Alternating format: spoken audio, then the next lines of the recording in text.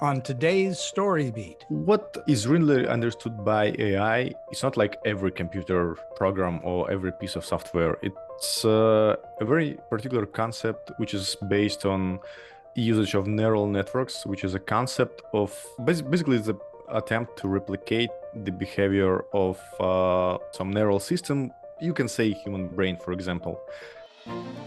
This is StoryBeat with Steve Cuden, a podcast for the creative mind. StoryBeat explores how masters of creativity develop and produce brilliant works that people everywhere love and admire. So join us as we discover how talented creators find success in the worlds of imagination and entertainment. Here now is your host, Steve Cuden. Thanks for joining us on Story Beat. We're coming to you from the Steel City, Pittsburgh, Pennsylvania. My guest today, Ruslan K, is the Chief Technology Officer of Filmustage, a technology company that is streamlining the film production process using neural network technology. With 10 years of development experience, Ruslan has been able to develop Filmustage technology to automate the script breakdown process, normally a painstaking task that is necessary in the production of motion pictures. A lifelong musician, Ruslan is also well-versed in sound design. So for all those reasons and many more, it's my great honor to welcome to StoryBeat today the extraordinarily innovative Ruslan K. Ruslan, welcome to the show. Thank you, Steve, for this wonderful description of me. I'm very proud to be your guest. Well, I'm proud to have you on the show. Hello, everyone. So let's go back into history a little bit. Which came first for you, your love of music and sound design, or your love of technology? Well, I guess, of course, love of music, because I'm a dedicated music fan since 10 years old, something like that, when I discovered music by Queen and Louis Armstrong, as far as I remember, was one of the first record I ever been spinning a lot. Everything was brought by my father, who's also a really huge music fan, and I guess I was introduced to some of the best examples of music in human history. But your jumping off point was Queen, is that right? Yeah. So that's pretty interesting, because they were kind of a little bit technological themselves, weren't they? Yes, for sure. Would you say that music has had an impact on your technology experiences? Well, it's an interesting question, actually. Never thought about this from this perspective. Probably yes. The way you perceive the music definitely has some impact on your way of thinking, I guess. I would think that it would. Well, music is, as many people know, is essentially a form of math. Oh yeah. Right? Oh yeah.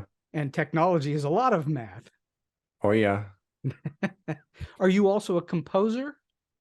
Yeah, I played in a lot of bands, actually, recorded a few albums, been composing music on my own as well as my friends and bandmates. So still do it, actually. Not that much last years as I would love to, but still music is a massive part of my life. I'm curious, what instruments do you play? Well, I played piano back to school, and I completely forgot like literally everything during like 5 or 6 years of not touching keyboard.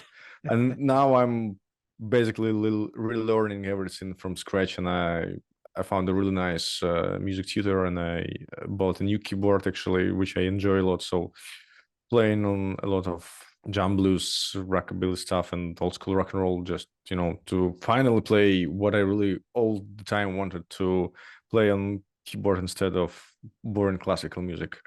So do you think of yourself then primarily as a technologist versus being primarily a musician? Yes, I'm definitely a musician more than technological person. Very good. You're more musician than technologist. So that tells me something, that you have an artistic thought in your head. It's not just purely technology. It's really artistic. I'd like to think like that. Well, that's a great way to think, especially when you're in the development business. You're not just changing numbers, you're actually creating things for people to use. Yes. Where did you get your first taste of technology? Was it as a young man? Yeah, as a kid, I was The first time, well, I started to learn to work with computers really early, actually.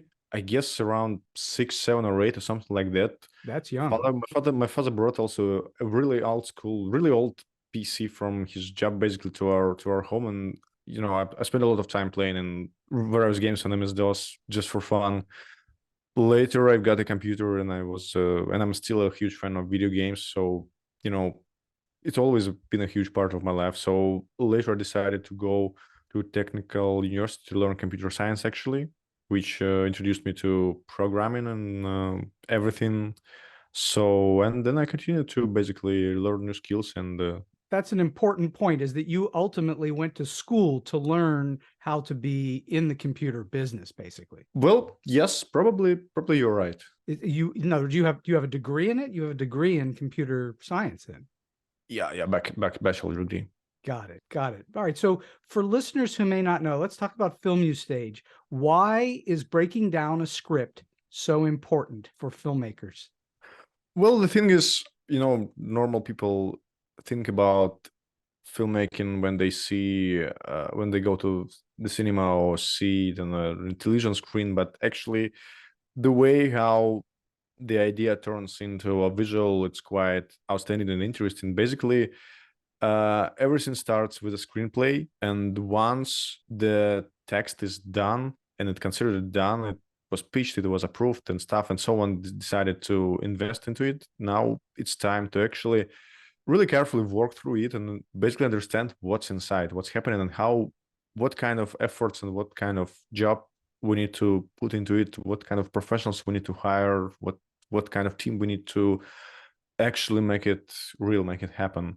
And this is where this process called script breakdown starts. Basically, you take your PDF file, usually, because the tradition is really strong in this profession. So everything is really dependent on page count and stuff like that. So you take your PDF document. PDF as opposed to an FDX file, a final draft file. Well, FDX is also really widely adopted, but I must say PDFs are still like most of the time you deal with PDFs. Got it. And so for listeners that don't understand or don't know anything about Filmustage, this takes the script and literally breaks it down into scenes and tells you about props and locations and so on. Exactly. So you feed the file to our AI engine, and it divides it into scenes, extracts locations, information about location, information about cast, about characters in this particular scene, about all the props, all the, say, animals or vehicles, so special effects, so and some more categories actually. So basically we help people instead of doing it all manually. So imagine you have like 100 long page document, you need to carefully read through it and basically write down or copy paste something, all the small little details into somewhere. And it takes time. It takes anything from couple of days to couple of weeks. Oh, it's very labor intensive for line producers. It takes time and definitely not very fun, to be honest. It's not fun to break down a script. I'm sure there are people that do enjoy it, but probably not too many of them. It's hard work. It's just labor. Yeah, it's hard work. And Filmustage, this is a form of AI or artificial intelligence. That's what's super hot right now in the news. And yes. Filmustage has AI technology in it.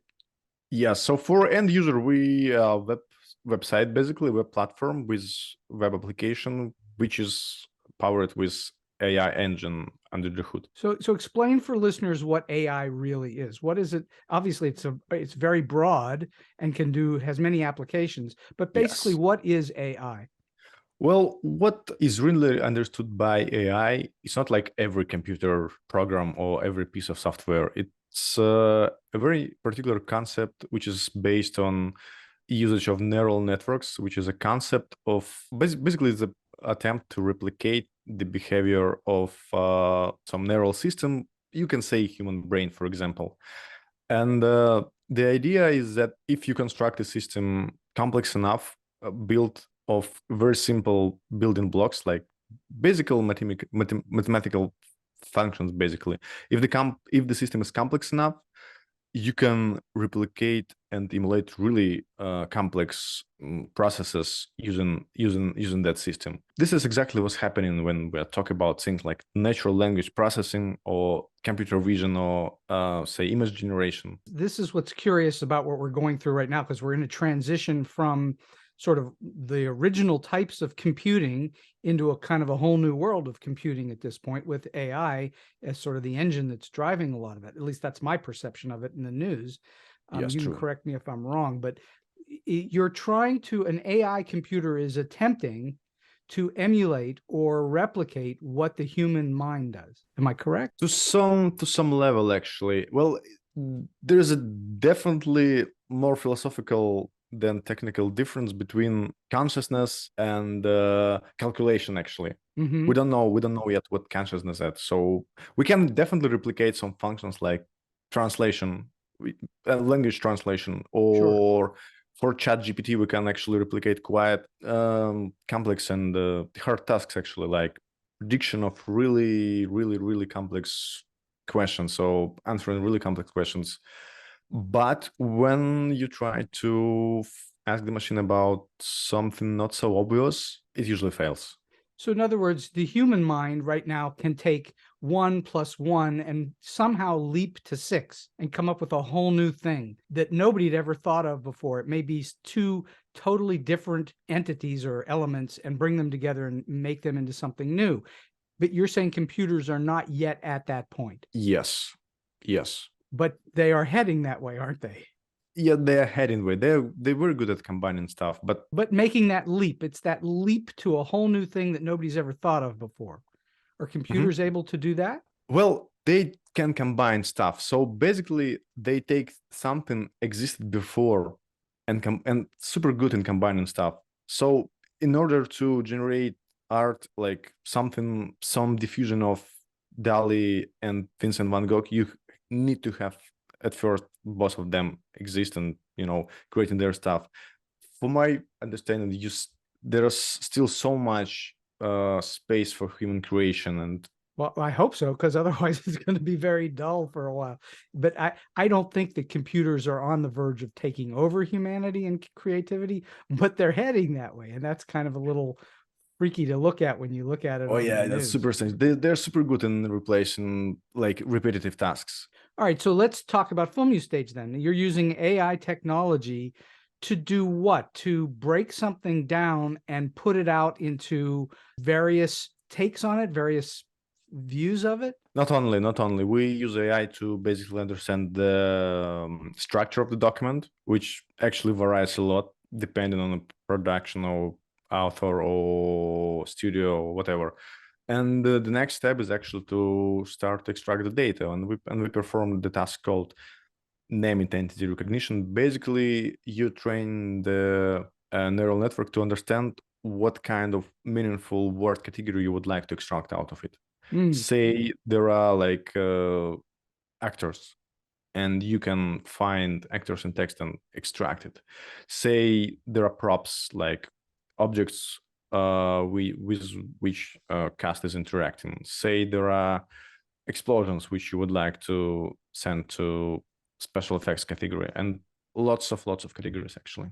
Well, it's interesting. I have been a screenwriter for a very long time, and I've written 2 books on structure, both for Broadway musicals and screenplays.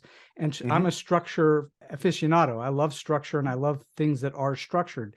My assumption is that your program is able to look at the structure of a screenplay and break it down in a way that is then translatable into producing it, because you need to say, well, this scene on page 2 is in the same location, but at a different time of day as a scene on page 80. And it has to be able to tell you that they're both of the same place, but different times, so that the production manager can then figure out how to shoot that movie on the same day at the same, in the same place. Well, to be honest, this particular task is solved a bit easier at the moment, because we can tell by this scene name location, which is usually matches throughout the screenplay. So it's quite easy task to actually to like build your schedule around the same location, which is actually could be automated to some level. But what you're talking about is the task called reference. Basically, that's a way of building a graph through the text, basically connecting different actors or objects through the story. And this is actually what we are working on about. So this would be a very useful tool for everyone working with screenplays to actually have some maybe visual representation of what's going on in the text. It's not, well, it's difficult task actually, to be honest, mostly because of technical limitations, because we usually deal with really huge chunk of text, and memory is always not enough. The memory in your computer, you mean? Yeah. It's never enough, really. Even if you have many gigabytes or terabytes, it's still not enough. Even with the best, the most performing GPUs, you are really limited to the amount of text you can process it at once, and it really requires for you to figure out some smart hints and algorithms how to actually sort it out. Interesting. So are you involved yourself in film production? Have you made movies and TV? Not really. I'm a technical and musical guy. So how did you come to developing this particular piece of software that's very specifically dedicated to scripts? First of all, I've always was interested in movies. Like, I'm a huge horror movie fan. Is that right? Yeah, I think I watched like most of 80s classics and cult classics, not from US only, as well from Italian giallo masters as Dario Argento, or literally every kind of genre you can imagine in horror movie history, from one is German impressionism to 80s splatter and slashers. I can talk about it indefinitely.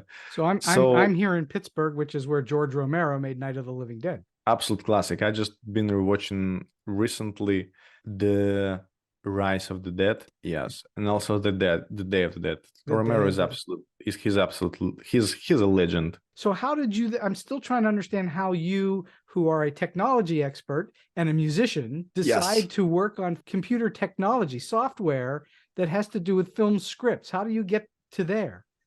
I have a friend who's a filmmaker, basically, and now we started the company together with one other friend of us. So basically, we met in 2018, I believe, and started to exchange ideas. And he just returned from his trip to the US, where he been working on filming sets a lot, and kind of was able to dive deeper into the processes, how it's happening in Hollywood filmmaking. And he hooked you into it. Yes. Well, that's the way it works sometimes. Sometimes people wind up working on very big projects that they didn't intend to get to, and yet there they are. And that's absolutely. So it was a perfect match for me, like the way to combine interest in filmmaking, technology, and stuff.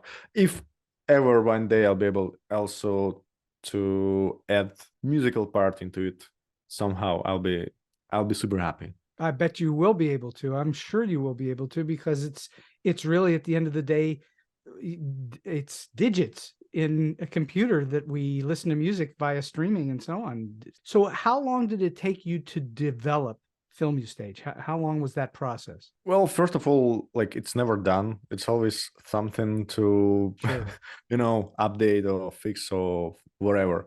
So basically, I guess it took around a year to build the first prototype. Let's say something viable and something we were able to show people our vision of the idea. Basically, it took another year to make it sellable, prepared to be actually sold to real customers.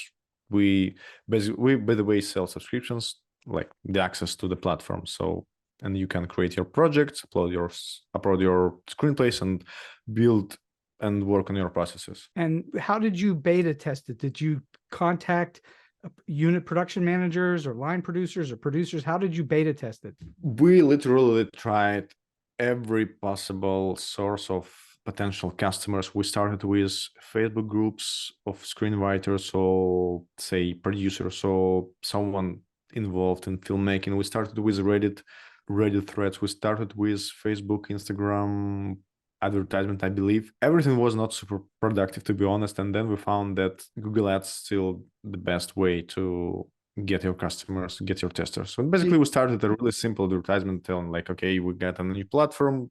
It looks like this. It could replace that. It could help you that much of time. So feel free to register for free. And if you like, you might consider buying a subscription. Were you able to then take notes and feedback and incorporate it into the design of the product? Absolutely. We changed, and we still changing a lot in accordance to the feedback we get from our users, from our early adopters, as we call them. It affected a lot the whole structure and It our affected, understanding it of the affected the process. whole structure of the program? The whole structure of platform, I guess. Of the platform. The engine, what's interesting, the engine and the way it analyzes the text literally didn't change a lot, which means we understood the way we need to treat the text and analyze it. We understood it pretty well starting from the beginning, but everything else from the tool set, they would like to see how it should perform, well, how it should look like. We understood, and basically we were taught by our customers. You were taught by your customers. Now, that's a really good lesson for anybody listening, is that in business, the customer is the one you're trying to make happy. So you better listen to your customers, I guess. That's the best way to say it. So when you have when you started with Filmustage, what did you begin with? Did you start looking at scripts and trying to understand what the form and format of the script was? Where did you begin in terms of your laying out, trying to develop it? Of course, we got a bunch of screenplays. We took a look on our tools they have at the moment. At the moment when we started, they had, and they still use a lot, few really old school, well-established tools on the market, and as well as online reproduction organization software and platforms. And we basically started to analyze that and trying to understand what basically works for our customers and what we can do better, where we can save time. Will Filmustage also work for plays, or is it only for screenplays? Well, at the moment, we're only focused on film screenplay, I'd say. For instance, in Final Draft, there are, in the various ways that you can look at the formatting of a script, there are about 13 different formats in there, including musicals and plays and so on. But there are a number of formats in there for screenplays. There's a British format, there's television format, and so on. Does Filmustage look at each of those formats and is able to interpret and then do what it does? Well, we are a little bit limited here because we focus on film screenplays only at the moment. Feature films. Yeah, feature film, exactly. Okay. And are you trying to work toward television scripts and animation scripts and that kind of thing too? Well, yes, actually, television is also one of our main focuses, as well as animation. Well, in animation world, screenplays is a little bit different and has its own unique traits. Yes, it does. Actually, yes. Yeah, definitely no. So we actually hope to start a collaboration with really big animation studios, hopefully very soon. So, well, yeah, I hope our tool will also be widely adopted in animation world.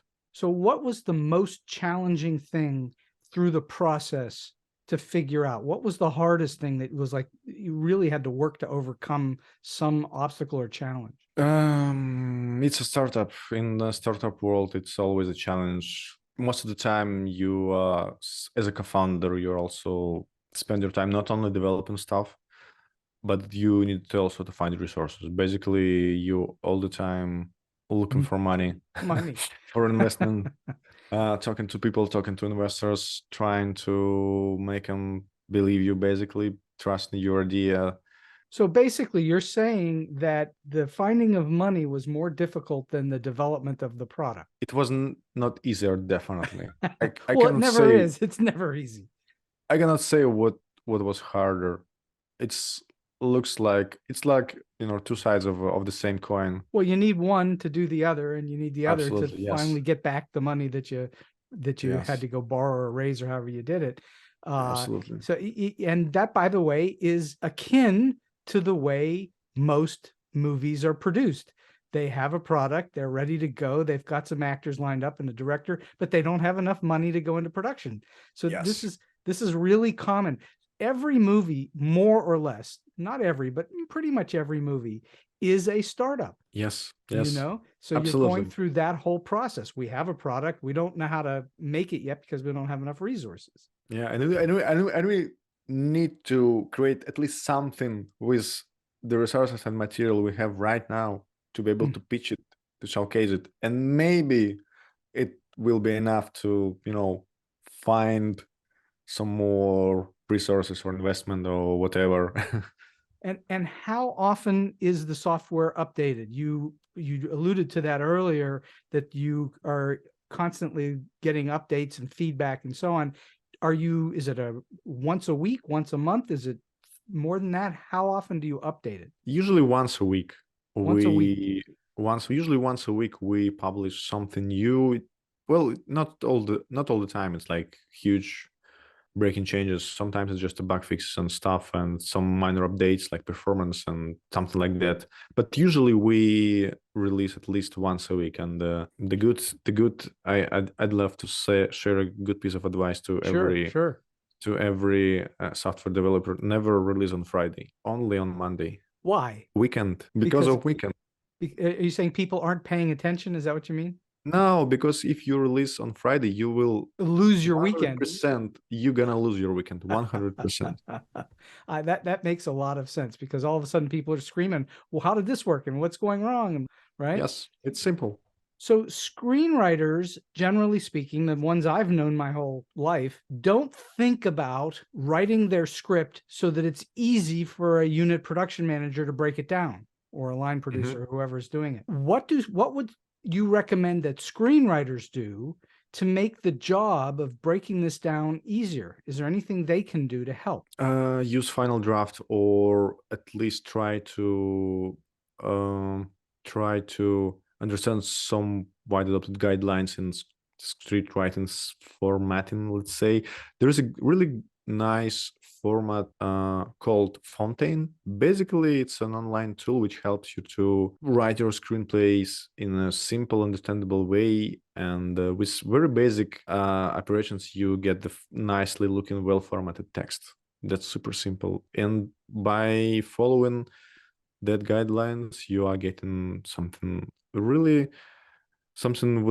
what really would simplify and could simplify our lives. Also, if you are okay with online platforms, which a majority of people should be in 2023, I'd like to recommend you the platform called Writer Duet. Yeah, Duet. Yeah, it's a really nice platform and a tool for screenwriting as well. I personally know the creator and the runner of the company, Guy Goldstein, so he does a really nice stuff and great tools. Also, what's the big difference between it and Final Draft? Why are you saying that? Final Draft is an offline tool, and so the difference is one's offline and one's online. Yes, but the functionality is also a bit different. Basically, with Writer Duet, you have an option to import and export FDX and lot more formats, basically. And well, I like the idea how it built. Basically, it's super responsive, modern online software. Are you actually working as a screenwriter when you're writing? Are you actually writing in the cloud, or are you writing on your laptop or desktop or whatever you're using? Well, when I write, I actually just finished some time ago my first ever short screenplay, which I hope to turn into something real one day. And I use it for internal tests of our application, basically. Sure. So, and I used Writer Duet for that, yeah. And I'm concerned about copyright. So when you are writing on Writer Duet, are you in the cloud, or are you on your own local computer? It's online, it's in the cloud. It's in the cloud. Now, what is the potential then for someone to take your work and steal it and use it for themselves? Well, for such case, therefore, at first place, there is user agreement, and basically the company takes responsibility for security, and basically that's their mission to protect your information. The very same thing we do, and we as a developer, you must to make sure everything is secure and you're using the best practices on the market in order to protect user data, which is super important. Well, your Filmustage is proprietary to your company, and a screenplay would be proprietary to the writer until a producer options it or buys it. And so that's my concern. I don't think it's really a big problem. It's just a curious question on my part.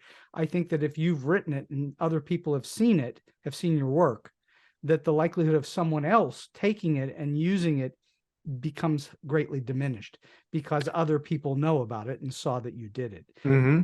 So software engineering and developing a company and building a company is full of pressure-packed times in business, especially when you're on a deadline or when you're up against, you need more capital or whatever it is, it's pressure-packed. What do you personally do to handle pressure? Good question. Very smart question. Well, there are a few tips actually. I'm not a big fan of thing called productivity or time management or whatever. But it's definitely important to be able to understand the importance of some tasks, and what's important and what's urgent today. And the thing is, what's important is never urgent, and what is urgent is never important. That's a good way to say it.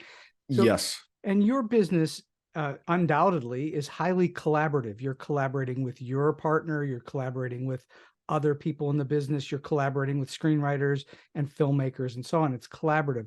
What would you say that you're not working by yourself in a studio like a painter might?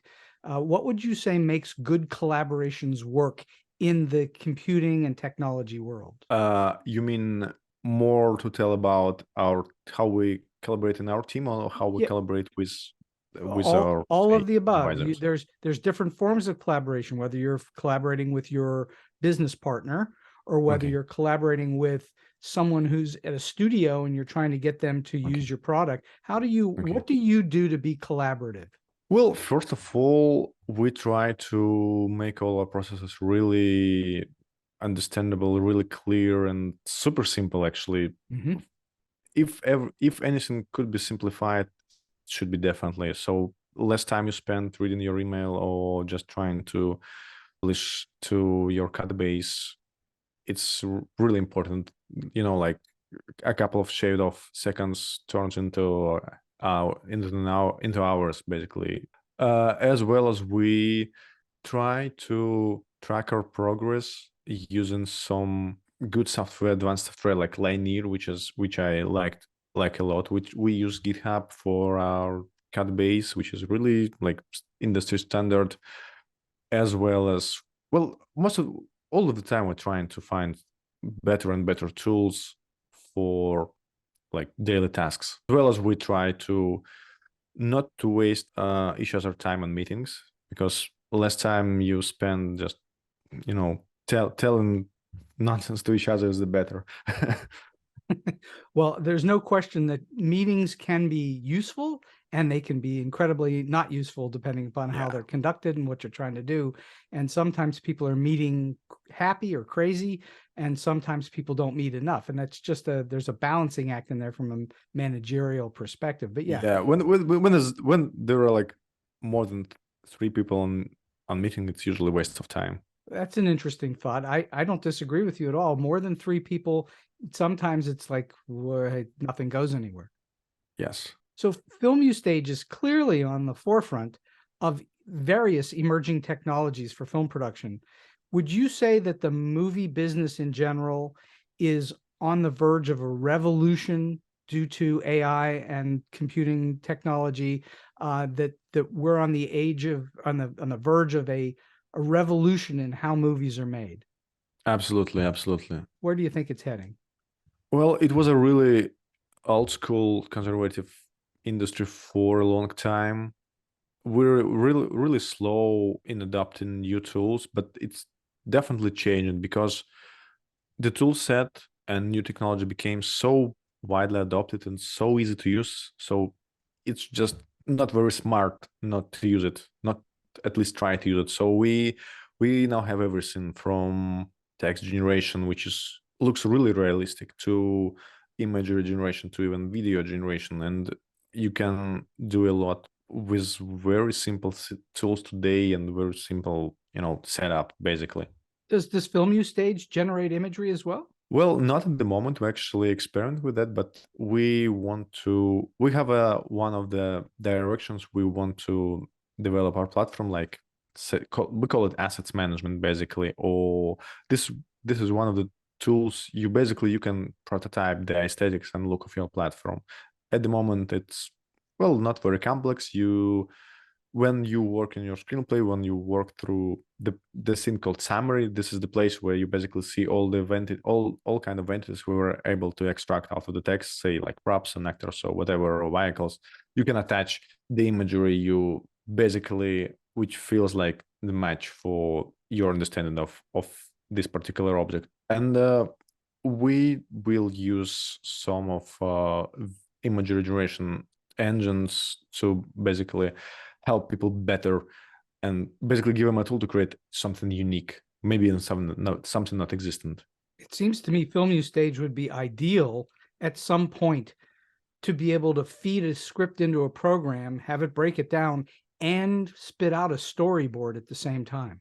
Absolutely. This is one of the tasks and one of the tools we actually would planning to develop in a near future. So it should look something like this. Basically, you upload your screenplay, we break it down in scenes, and we can pre-generate some imagery, as I mentioned, storyboard for you, and you can fine-tune it, change it, that, and change this.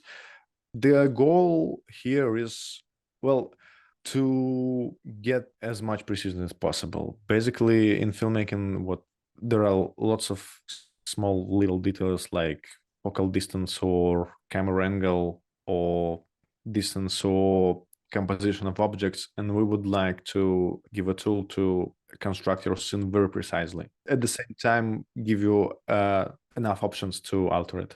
So screenwriters are trained not to put most of that information into a screenplay. You don't put focal lengths or camera angles, or you don't put any of that in a screenplay. Yes. So that becomes the imagination of usually the director or Absolutely. a really good storyboard artist. Absolutely. In this case, it would be really interesting to have the computer suggest, I guess it would be, here's what we think would be best, the way it would look to the computer's imagination.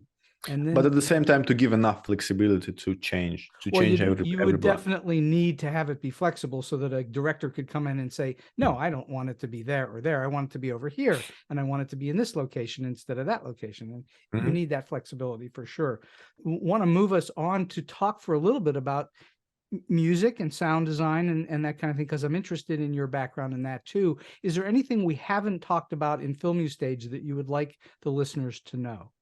I would like just to invite every filmmaker, someone responsible for pre-production in particular, to go online and check our platform. Every screenwriter also, I guess, will find just a lot of value on our platform. So please go online, visit filmustage.com. That's FILMUSTAGE, filmustage.com.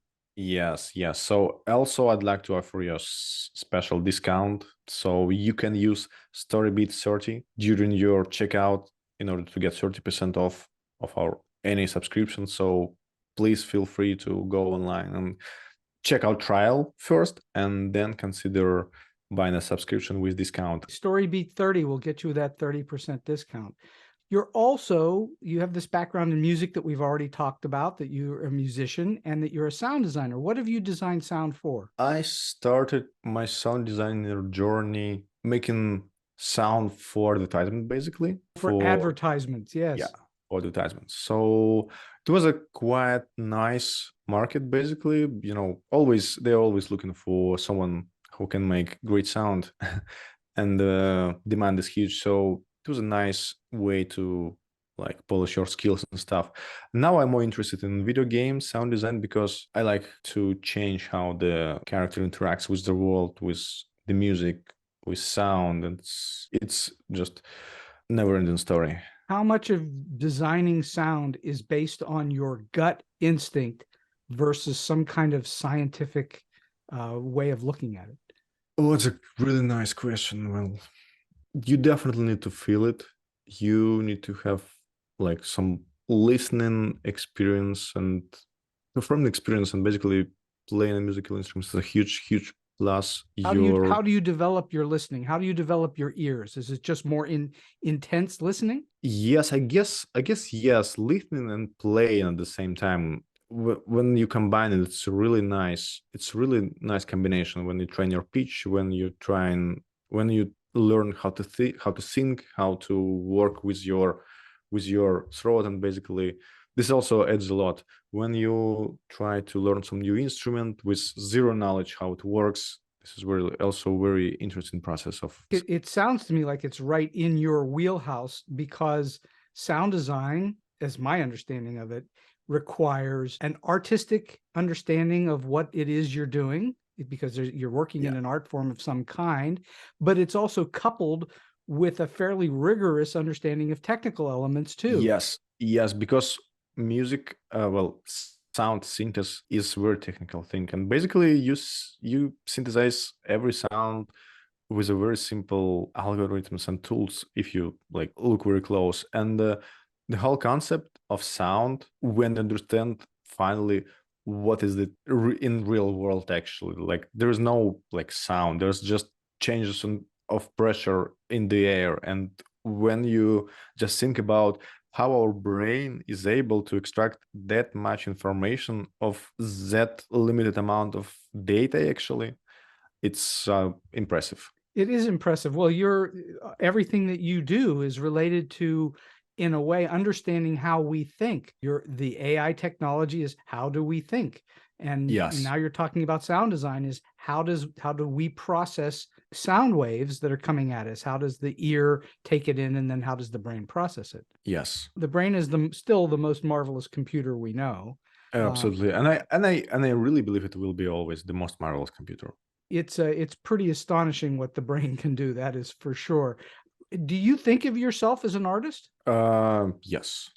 Do you think of yourself as a storyteller? Definitely. I love to tell stories in different ways, not only like vocal form, but also telling story with music. As a sound designer, you're telling a story. Absolutely.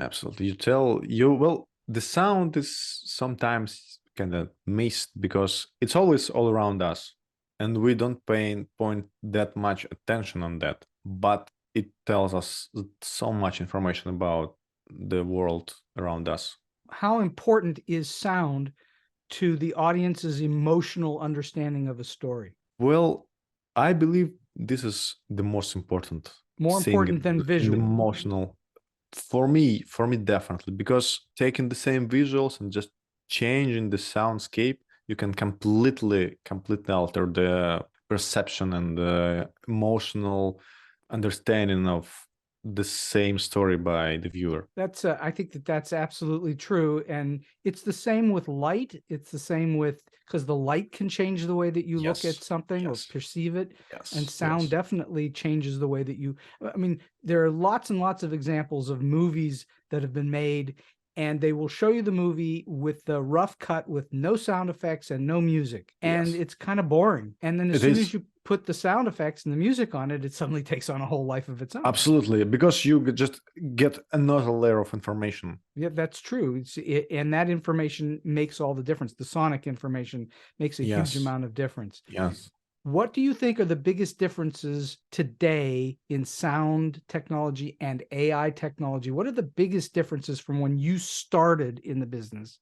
It changes really fast. And when I first ever started to dive into machine learning back to university, basically 2008 or 9, let's say, was not very useful, to be honest, but the concept was very interesting. It was so sticky, actually, to actually see how you can train the machine do some really say human tasks, like understand what's on the image and how you can really build something that complex with that simple blocks. But when you have complex enough and system, you can actually perform the tasks. And well, machine learning and AI as well revolutionizing the way we work with music and sound. Neural engines are everywhere. The same in music generation, it becomes more and more real, I'd say. Is a neural engine the same as AI? Is that just, are they the same thing? Well, we can say yes, actually, because every AI system is built on neural networks today. And so the neural network has to do with thinking, processing. Yes, it's basically processing, but a really, really, really complex one. Well, sure. But as complex as it is, it's still not as complex as the human brain. Not to harp on that, but the human brain is still far more complex than the most complicated computer. Well, to be honest, we don't understand 100% how the human brain works. Okay, we got neurons and we have synapses, we have connections. So when we basically, there are electrochemical signals coming from this point to that point, and probably this leads to that. And we try to replicate the same, but looks like there's something else happening in the human brain, which we maybe didn't find yet, or maybe there's things like personality. So I've been having this marvelous, really fascinating conversation with Ruslan K. And I'm wondering, you've worked with and met lots of people in the entertainment industry at this point, and you've also been around it for quite some time. Do you have a story that you can share with us that's either odd, weird, offbeat, quirky, or maybe just plain funny? Well, I can tell you a lot of stories. Well, my favorite is when we actually were at the very beginning of our journey as a startup, and we were on the way to our, like, one of the first important events in our lives. It was like actually it was one of the first presentations of the product for investors, for users, for people from film industry. And basically what we've been trying, well, okay, the situation was looking like that. We were on a night bus to another city, basically chilling, doing nothing. And my friend and co-founder, he just decided to do some minor and, small tweaks to our Google account. And he just changed something, and everything, like all work, all our system online we've been working on like for months by then, just vanished, disappeared, gone. No.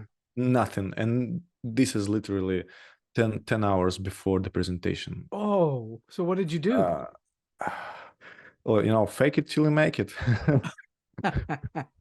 You literally we lost the whole thing? Yes, we did for a couple of weeks. We were only able to recover everything in a couple of weeks. And you had no backup anywhere? Only on our own computers. So we had to replicate everything somehow offline, but we were super limited on resources, super limited on time. We had like 12 hours to rebuild everything from scratch and show it somehow on our own laptops. It's a good actually lesson to everyone. Never change anything before or day before or hours before important events. Yeah, I think that's a really good lesson. And talk about pressure. That would be pressure packed. Oh yes, it was. We experienced a lot of pressure on each other. I can imagine your whole company was on the line at that moment. So, last question for you today, Ruslan. Or do you have a solid piece of advice or a tip that you can lend to those that are just starting out in the business, or maybe they're in a little bit and trying to get to the next level? Well, I can give some advice definitely about how to start your startup in a proper way. There was a lot of hype actually around startup world last year. So I think it's slowly disappearing, and now we more and more understand startups as usual companies, more or less, or just the way to run your business, and it becomes more and more regulated and just okay to start something new. And basically what I'd like to recommend everything to start something new is you need to have expertise in something you trying to build. Well, it might sound simple, but for me it's so often overlooked. So it's good when you have, and you must trust in what you trying to build and what you try to tell people. You need to have expertise, and expertise for me is at least 10 or maybe 15 years of experience in the area you try to change. Time matters. That is a very, very powerful lesson. There's a famous book called Outliers written by Malcolm Gladwell, in which he talks about to become a master of anything requires approximately 10,000 hours of effort. And that, if you broke that down into just a normal work week, that's about 5 years of 40 hours a week. And you can't skip it. No, to become a true expert or a master of something, you have to go through the effort. Yes. You can pay someone who's an expert, but you yourself can't become it without going through it. Yes. And then you're just going to get what you paid for. Well, Ruslan K, this has been a fantastic hour on StoryBeat, and I can't thank you enough for your time and generous information on Filmustage and all of the projects that you're working on, and I'll be fascinated to see where you go from here. Thank you. I really enjoyed our conversation, and well, I'm also really would love to see where we're gonna be in a couple of years. So hopefully we'll have maybe another episode. Well, that would be great. Well, we'll have you back on again. I think it would be nice and interesting milestone, actually. So as we get down the road a little bit and things have changed in a dramatic way, let's have you back on and we'll talk about it. Yeah, with pleasure. So thank you, Steve. And so we've come to the end of today's StoryBeat. If you like this episode, won't you please take a moment to give us a comment, rating, or review on whatever app or platform you're listening to. Your support helps us bring more great StoryBeat episodes to you. StoryBeat is available on all major podcast apps and platforms, including Apple Podcasts, YouTube, Spotify, iHeartRadio, Stitcher, TuneIn, and many others. Until next time, I'm Steve Cuden, and may all your stories be unforgettable.